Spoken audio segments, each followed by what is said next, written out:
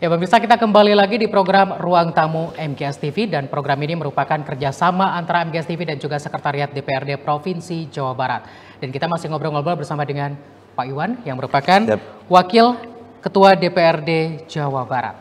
Nah Pak Iwan, tadi kita sudah banyak mengobrol tentang banyak hal.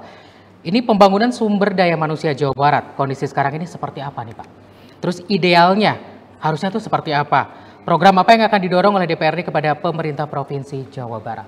Iya, tentunya dengan jumlah penduduk yang begitu besar ya, Jawa Barat dengan 50 juta penduduk, dengan anggaran APBD kita yang sekarang turun jadi 29,5 triliun dari 36. Turun dari tahun lalu. Karena ada beberapa kebijakan keuangan yang berubah hingga menyebabkan pendapatan kita berkurang. Tentunya ini akan mempengaruhi juga program-program terkait dengan pembangunan di Jawa Barat. Ya salah satunya di SDM ya. Tapi tentunya masalah SDM ini menjadi hal yang sangat membutuhkan perhatian dan anggaran juga yang cukup besar ya, seperti di pendidikan. Itu pendidikan sendiri dari anggaran situ 29 itu 10 triliun itu boleh jadi untuk itu gitu. Kalau dulu 36 menjadi 11 triliun, belum kesehatannya, belum yang lainnya. Jadi tantangannya cukup berat. Bagaimana program-program pengembangan sumber daya manusia ini kan tidak hanya dari sekolah ya, tapi juga bisa nanti ada di Dinas Tenaga Kerja dan yang lain. Dan kita juga masih menghadapi jumlah pengangguran yang cukup tinggi juga dari beberapa lulusan sarjana, lulusan SMA, SMK dan segala macam masih memiliki nilai tinggi. Nah, upaya-upaya yang harus dilakukan selain menyiapkan infrastruktur pendidikan yang baik, infrastruktur ketenaga kerjaan yang baik hingga menjadi solusi bagi siapapun yang membutuhkan pekerjaan, siapapun yang ingin sekolah bisa tertampung semuanya. Nah ini harus diwadahi dengan tadinya anggaran ini dan kebijakan yang menguatkan itu. Nah tentunya ini butuh proses ya untuk untuk penyelesaiannya dan ini terus dinamis. Makanya yang perlu adalah kesepakatan kita dengan pemerintah provinsi. Kira-kira kita mengatasi apa dulu nih yang ini? Oh, oke, kita naikkan dulu tingkat pendidikannya, tingkat lulusannya. Oh, penganggurannya ini coba ditekan. Misalnya dengan tadi membuka lapangan kerja yang baru. Kemudian link and match antara sekolah SMA, SMK dengan perusahaan.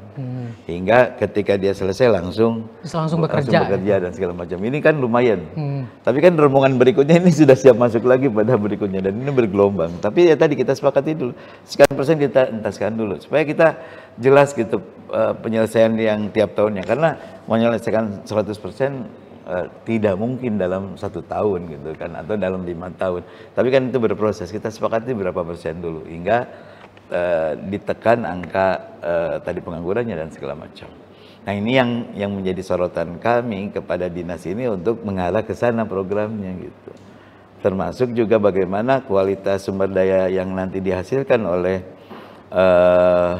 pemerintah provinsi yang bisa membantu program provinsi ke depan, misalnya memberikan beasiswa menyekolahkan lagi, kemudian juga PNS yang memang perlu di-up lagi kemampuannya, dia kasih beasiswa untuk memiliki kualifikasi tertentu misalnya. Nah yang ini harus jalan semua gitu. Jadi memang banyak hal yang bisa kita runut dari sana. Dan sekaligus juga tadi tenaga-tenaga apa yang memang bisa membantu terjadinya perubahan yang akan terjadi. Contoh, besok PNS itu hilang ketika dia pensiun. Ini penggantinya ada nggak gitu? Oh iya. Kalau di sini harus regenerasi. Regenerasi kan ini kan yang muda lagi pasti kan. Tapi ketika tidak ada penerimaan PNS berarti yang ini hilang, nggak ada yang gantinya di struktural. Kalau ada jomplang gitu jarak. Ini pun harus diatur gitu di masalah SDM yang ada di pemerintah. Jadi dipilah-pilah satu tuh ternyata banyak juga gitu. Satu di SDM untuk di eksekutif, untuk di dinas dan segala macam. SDM yang akan muncul ke masuk dunia kerja gitu kan. SDM yang ada di dunia kerja untuk bisa bertahan gitu. Dan ini masing-masing ada pagar, ada ininya, aturan-aturan masing-masing gitu ya. Kalau kita berbicara tenaga kerja nanti ada aturan UMK dan segala macam untuk penghasilan, itu juga harus diperhatikan dan seterusnya. Nah kalau misalkan untuk indeks UMR sendiri kan tiap daerah juga beda-beda. Nah itu yang membedakan kenapa bisa berbeda dan apakah memang dari pusatnya sendiri menganggarkan memang harus seperti itu atau gimana Pak?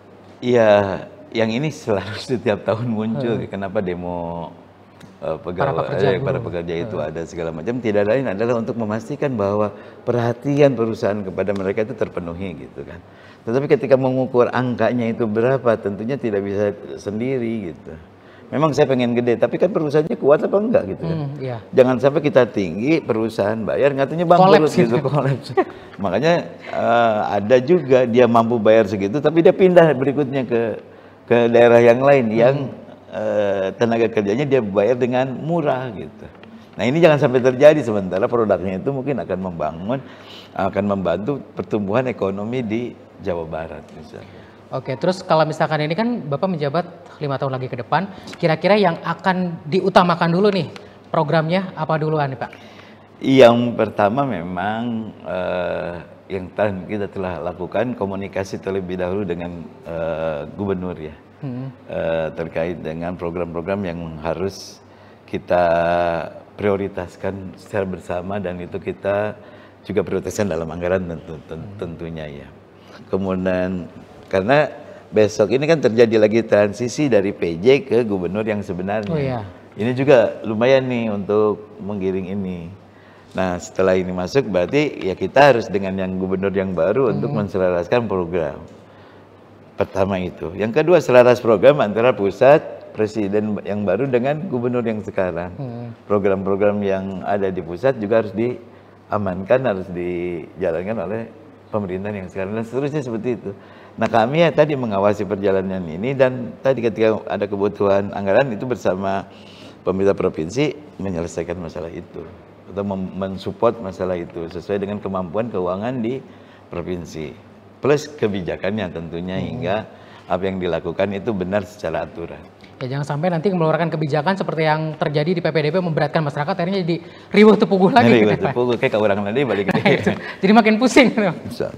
Oke, nah pemirsa mungkin yang terakhir nih Pak untuk Bapak sendiri apa yang ingin disampaikan kepada masyarakat Jawa Barat khususnya? Iya. DPRD Provinsi Jawa Barat senantiasa berupaya untuk mengakomodir dan mendapatkan masukan yang berharga dari masyarakat. Tentunya masukan itu tidak hanya selalu dari kata-kata, tetapi ketika kita turun juga menjadi masukan ketika kita menemukan permasalahan dan berinteraksi bersentuhan dengan masyarakat. Dari situlah kita akan merumuskan bagaimana DPRD dengan pemerintah provinsi bekerja sama untuk menghasilkan kebijakan-kebijakan yang berpihak kepada masyarakat. Nah, tentunya kolaborasi antara masyarakat, dewan dan pemerintah provinsi ini tetap harus sejalan. Dan ini yang akan kita terus lakukan, bagaimana teman-teman semua anggota dewan DPRD Provinsi Jawa Barat yang 120 ini yang tadi ada di komisi-komisi juga bisa menyerap semua kondisi permasalahan yang ada di bidangnya masing-masing yang kemudian dirumuskan jadi kebijakan dan anggaran yang berpihak dalam penyelesaian masalah itu. Nah tentunya kami berupaya di masalah tersebut bersama dengan pimpinan yang lain dan membangun komunikasi yang baik, baik itu dengan Muspida, dinas, kemudian ya dengan gubernur otomatis ya, dan semuanya hingga kita menjalankan program pembangunan ini juga dengan nyaman, saling memahami, dan bisa menyelesaikan masalah itu dengan baik. Yang pasti mudah-mudahan sih ke depannya memang tidak ada lagi permasalahan-permasalahan yang sama. Kita berharap demikian. Seperti itu. Meskipun mungkin nanti muncul lagi masalah baru, tapi seenggaknya mungkin ketika Bapak ini menjabat yang kedua kalinya, karena sudah tahu seperti apa permasalahannya, bisa terselesaikan dengan baik. Insya Allah. Insya Allah. Oke, Bapak terima kasih ngobrol-ngobrolnya. Dan yang pasti juga pemirsa terima kasih sudah sama-sama ikut menyaksikan program Ruang Tamu MGS TV. Dan sekali lagi saya ingatkan program ini merupakan kerjasama antara MGS TV dan juga Sekretariat DPRD Provinsi Jawa Barat. Sekali lagi selamat Bapak selamat bekerja kepada teman-teman anggota DPRD Provinsi Jawa Barat. Dan terima kasih pemirsa atas perhatian Anda. Sampai ketemu lagi di Ruang Tamu episode yang lain. Ya, makasih.